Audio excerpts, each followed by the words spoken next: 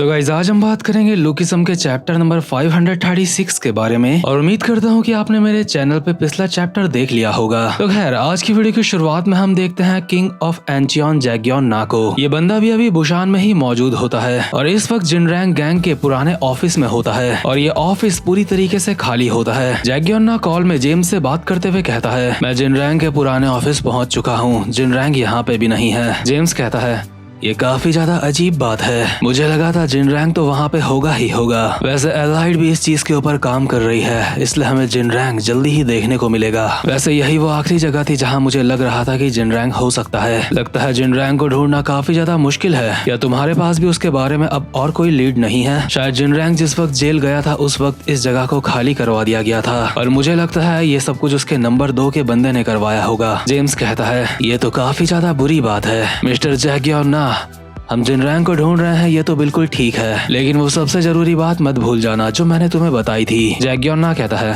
क्या? आखिर तुम्हारा क्या मतलब है? जेम्स कहता है, चाहे कुछ भी हो जाए तुम्हें उन लोगों से फाइट नहीं करनी है। अगर एलाइड उन लोगों से फाइट करती है तो ठीक है, लेकिन तुम किंग ऑफ एंचियन हो और अगर किंग ऑफ एंचियन फाइट को ज्वाइन कर लेता है तो चीजें काफी ज्यादा मुश्किल होने वाली हैं। इसलिए जिस रीजन की वजह से मैंने तुम्हें वहाँ पे भेजा है तुम बस उसी के ऊपर ध्यान देना। हाँ, मैं ये बात अच्छी तरीके से जानता हूँ, वैसे भी मेरे पास उन लोगों से फाइट करने की कोई वजह नहीं है। जेम्स कहता है, इस मैटर को बहुत ही ज्यादा शांति से चलना चाहिए अगर तुम्हें अपना मौका चाहिए। जैग्योन एक स्माइल के साथ कहता है, मैं कर रहा हूँ, मैं पहले ही काफी ज्यादा मेहनत कर रहा हूँ, वैसे भी एंचियन के लिए मुझे ये सब कुछ करना होगा। इसके बाद सीन शिफ्ट होता है और हम देखते हैं एरिया 2 का सीन, जहाँ पे विंजिन ने वहाँ के हेड की टांग पकड़ ली होती है और सीरियस होकर एक स्माइल के साथ कहता है, किसी जूडो वाले बंदे के साथ खेलने में काफी ज्यादा मजा आता है। एरिया 2 का हेड कहता है, क्या तुम्हें जूडो के साथ खेलने में मजा आता है? मुझे समझ आ चुका है, तुम शियोल वाले बंदों को क्यूट बनना काफी ज्यादा पसंद है ना? मेरे हाथों से इतनी बुरी तरह मार खाने के बावजूद भी तुम यहाँ पे मजे मस्ती की बात कर रहे हो। तूने सही कहा ढक्कन, जूडो के साथ खेलने में मजा तो आता है, इतना ज्यादा मजा कि इसमें किसी की जान भी जा सकती है। और ये बंदा विंजिन को सिर्फ अपने एक हाथ से उठा के छत में टच करवा देता है। हालांकि विंजिन ने इसकी पैंट का कपड़ा पकड़ रखा था, वो भी फट चुका होता है, यानी कि इस बंदे के पास काफी ज्यादा ताकत है। विंजिन को किसी खिलौने की तरह उठाने के बाद ये बंदा कहता है, ये मेरी ग्रिप स्ट्रेंथ है, एक बार तू मेरे हाथ में चढ़ गया तो मुझसे बचना मुश्किल है। लेकिन विंजिन ने अपनी सिर्फ 3 उंगलियों से सीलिंग में लगी वो चीज पकड़ ली होती है जिससे पानी गिरता है और खुद भी हवा में आके इस बंदे को अपने एक हाथ से हवा में उठा लेता है। ये बंदा हैरान हो चुका होता है कि अचानक से ये कैसे हवा में आ गया और विंजिन कहता है, अगर मैं तेरी पकड़ से बच जाऊं तो तुझे ऐसा नहीं लगेगा कि कुछ तो गड़बड़ है ना? शायद फिर तुझे ऐसा महसूस हो कि तूने बहुत बड़ी गलती कर दी है और तेरा काम होने वाला है अब। वेल देन आजा थोड़े मजे करते हैं। और विंजिन सीलिंग से अपना हाथ छोड़ के इस बंदे के साथ नीचे कूदता है और इसको अपने वेट के सहारे जमीन में पटक देता है, जिस वजह से इस बंदे को काफी ज्यादा डैमेज पहुंचा होता है और ये अपने मन में कहता है फटी हुई हालत में, मेरा ध्यान भटक गया था, अभी मैं सही पोजीशन में नहीं हूँ, मुझे इसे अपने ऊपर से हटाना होगा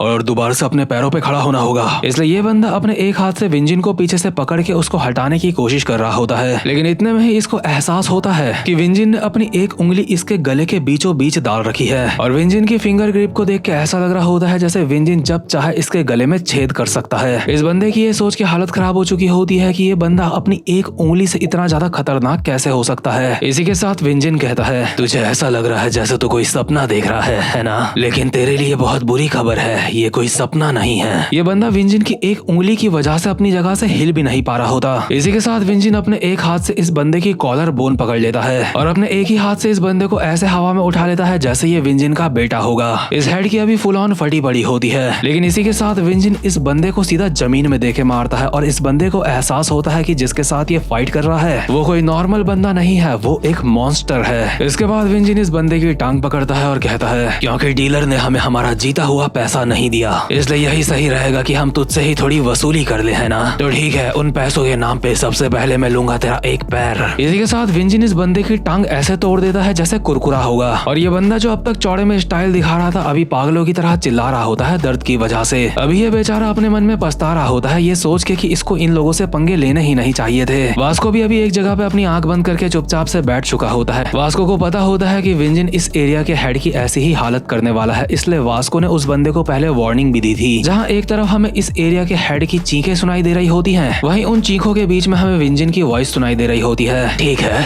अब बारी है तेरे हाथ की। ठीक है, अब तेरे इस वाले पैर का भी हिसाब कर देते हैं थोड़ा। तो खैर विंजी ने इस बंदे के हाथ पैर तोड़ के इसको एक बिल्कुल कठपुतले जैसा बना दिया होता है और ये बंदा जमीन में रेंगता हुआ विंजिन को कहता है, हरामजादे तू बहुत बड़ी गलती कर रहा है। आखिर तेरी हिम्मत कैसे हुई मेरे साथ ये करने की? तुझे अंदाजा भी है कि मैं कौन हूँ? नहीं गधे, मुझे बिल्कुल भी अंदाजा नहीं है। क्या तुझे पता है मुझे फाइट करना किसने सिखाया है? क्या तूने किसी से फाइट करना सीखा है? मैंने भी किसी से फाइट करना सीखा है। तो बता तुझे किसने फाइट करना सिखाया है? और जब विंजिन ऐसा बोल रहा होता है तो हमें उसके पीछे शोंगजी की एक हल्की सी छवि दिखाई देती है, क्योंकि सही मायनों में विंजिन का असली मास्टर शोंगजी ही है। और मेरे ख्याल से शोंगजी एक लेजेंड टाइप का बंदा है। और क्योंकि इस हेड की शक्ल शामन के बेटे से मिल रही होती है, इसलिए विंजिन इसका कॉलर पकड़ता है और कहता है, उसी की तरह डार्क स्किन, उसी की तरह छोटे बाल, हरामजादे तू मुझे शुरुआत से ही पसंद नहीं था। इसी के साथ विंजिन इस लंगड़े बंदे को एक बार उठा के दोबारा से पटक देता है। वास्को भी अपनी जगह में उठता है और कहता है, उसका खेल खत्म हो चुका है, अब कोई सवाल ही पैदा नहीं होता कि वो दोबारा उठ जाए। इसके बाद जो गैम्बलिंग चिप्स होती हैं, विंजिन इस अनकॉन्शियस बंदे के सर पे उन्हें बिल्कुल सजा के रख देता है और कहता है, सच में जूडो में काफी ज्यादा मजा आता है, इसलिए ये मेरी तरफ से तेरे लिए एक छोटा सा तोहफा है मेरा मनोरंजन करने के लिए। तो खैर यहाँ का खेल खत्म होने के बाद हम देखते हैं एरिया 3 का सीन, जहाँ पे एरिया 3 का हेड एली के ऊपर अपने पंजों से लगातार काफी सारे हमले करे जा रहा होता है और एली उन सारे ही हमलों को डॉज कर रहा होता है। अटैक करते करते एरिया 3 का हेड कहता है, तू सच में काफी ज्यादा क्यूट है जो जंगली पने की बातें मेरे सामने कर रहा है। हरामजादे तुझे पता भी है मैंने ये सब कुछ किससे सीखा है? ये मुझे मेरे बड़े भाई ने सिखाया है। तू मुझसे यहाँ पे जंगली पने की बातें करता है, लेकिन तू सिर्फ एक फेक इंसान है जो जंगली पने की बात कर रहा है, इसलिए आज के दिन मैं तेरे यहाँ पे टुकड़े टुकड़े कर दूंगा अपनी टेक्निक से। इसके बाद ये बंदा अपने पंजे एली के ऊपर और भी ज्यादा जंगली पने के साथ चलाने लगता है, जिस वजह से एली बसते बसते एक दीवार के पास आ जाता है और ये बंदा कहता है, देखा तुझे धकेल धकेल के मैं दीवार के पास लेके आ चुका हूँ और अब तेरा खेल यहाँ पे खत्म होता है। इसी के साथ ये बंदा अपना फाइनल अटैक मारता है एली के ऊपर, बट एली अपने पंजों से इसके पंजे टकरा के इसके पंजे को दूसरी तरफ डिफ्लेक्ट कर देता है। ये बंदा भी हैरान हो ही रहा होता है कि इसने मेरे हमले को डिफ्लेक्ट कैसे करा। इसी के साथ एली कहता है, लगता है तेरे पास भी एक टीचर है। हाँ, तेरी बातें सुन के मैं सच में काफी ज्यादा क्यूरियस हो चुका हूँ। मैं सच में जानना चाहता हूँ क्या तेरी टेक्निक्स नकली है या फिर मेरी? और ये बात बोलते वक्त हमें एली के पीछे दिखाया जाता है टॉम ली, और जिस बंदे का टीचर टॉम ली है इसका मतलब उसको जंगली पना विरासत में मिला है। एरिया 3 के हेड को अभी अपने हाथों में कुछ महसूस हो रहा होता है और अचानक से ही ये देख के इस बंदे की फट चुकी होती है कि इसका हाथ कट लगने की वजह से फट चुका है। मतलब कहने को तो यहाँ पे सिर्फ इसका हाथ फटा है, लेकिन एक साथ यहाँ पे काफी सारी चीजें फटी होती है। और अपनी इसी फटी हुई हालत में ये बंदा ये सोच रहा होता है कि बड़े भाई की टेक्निक इस बंदे के ऊपर काम क्यों नहीं आई। इस बंदे का हाथ फाड़ते ही एली कहता है, माफ करना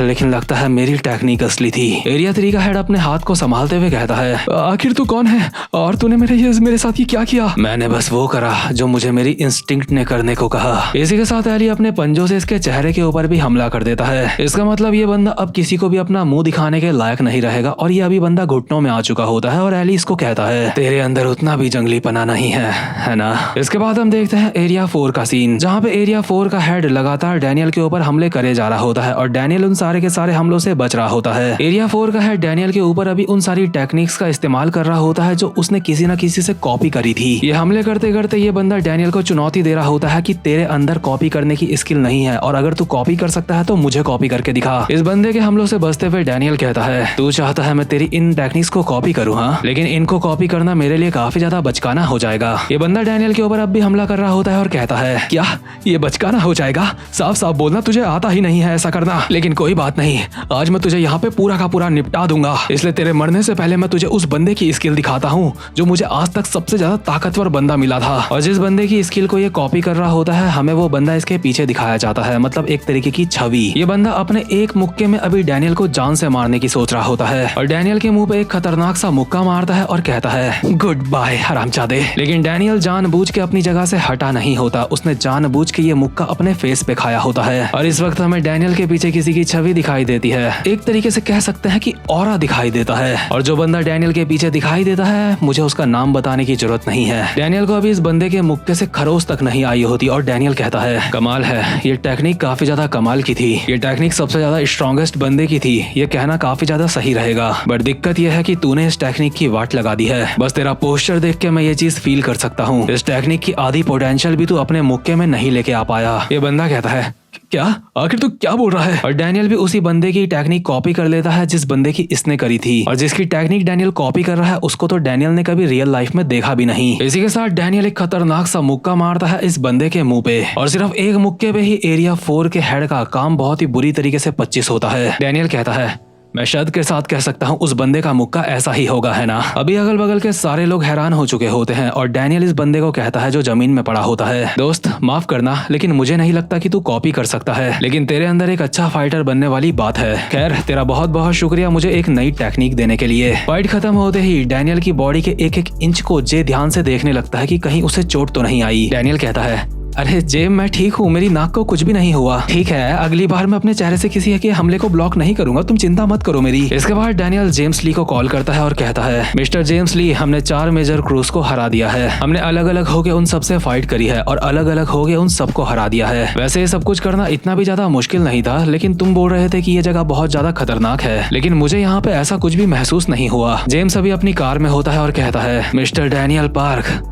आखिर अभी तुम किस बारे में बात कर रहे हो? वो जगह सच में खतरनाक है और उसका रीजन वो लोग नहीं जिनके साथ तुमने फाइट करी। 4 मेजर क्रूज तो एक आइसबर्ग का बस ऊपर वाला हिस्सा है। सबसे बड़ी दिक्कत तो जिन रैंक की गैंग है, तुम्हें उन लोगों से सतर्क रहना होगा। चाहे कुछ भी हो जाए उस जगह पे अपना गार्ड डाउन मत करना। वो लोग फर्स्ट जनरेशन सर्कल्स के बंदे हैं, वो सारे के सारे अपने आप में काफी ज्यादा खतरनाक हैं। इससे पहले कि डैनियल जेम्स का रिप्लाई दे पाता, शार्क टीथ वाला बंदा अचानक से पता नहीं कहाँ से आता है और डैनियल के पेट में चाकू मार देता है। डैनियल का फोन जमीन में गिर चुका होता है और जेम्स अब भी कॉल पे बोल रहा होता है, मिस्टर डैनियल पार्क, क्या तुम ठीक हो?